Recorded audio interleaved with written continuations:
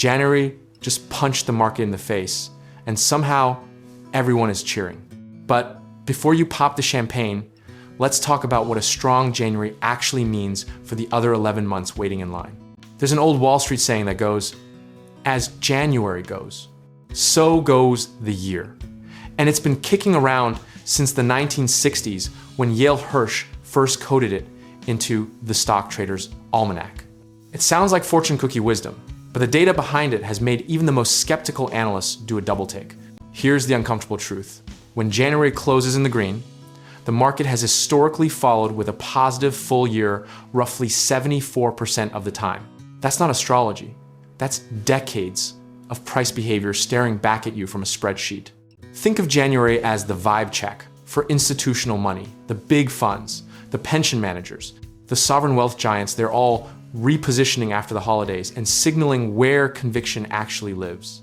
If they're buying aggressively in January, they're not doing it for fun. They're doing it because they believe the year ahead has fuel.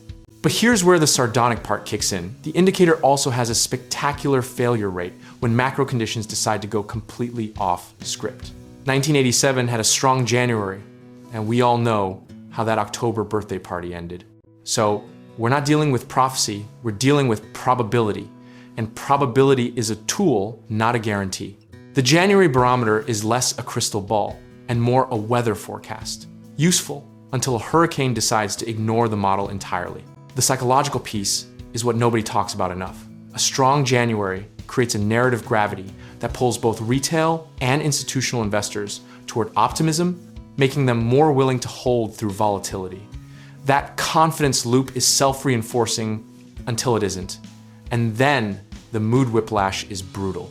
Historically, the years that broke the pattern the hardest were years with massive external shocks. Think geopolitical ruptures, credit crises, or pandemic-level surprises that no January data could have priced in. The lesson isn't that the indicator is broken. It's that no single signal should ever carry the entire weight of your strategy.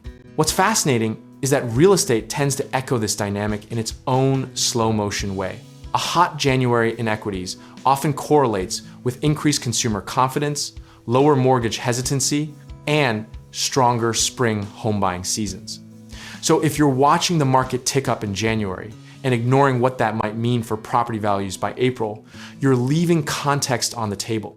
The mistake most people make is binary thinking. Either the January Barometer is gospel or it's garbage.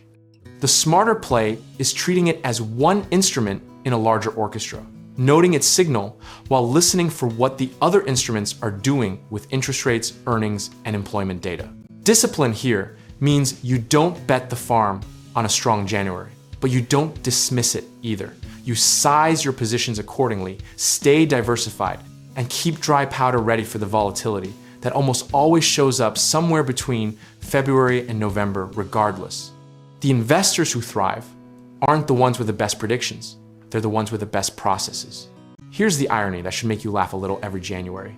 Thousands of analysts publish "this changes everything" takes, and every December, half of them are quietly updating their models to explain why it didn't. The market has a wonderful sense of humor, and it almost always delivers that punchline around the time you've grown most comfortable. What you can take to the bank is this strong January or not. The investors who win over decades are the ones who stay in the game, manage their risk thoughtfully, and never let a single month's performance become their entire thesis.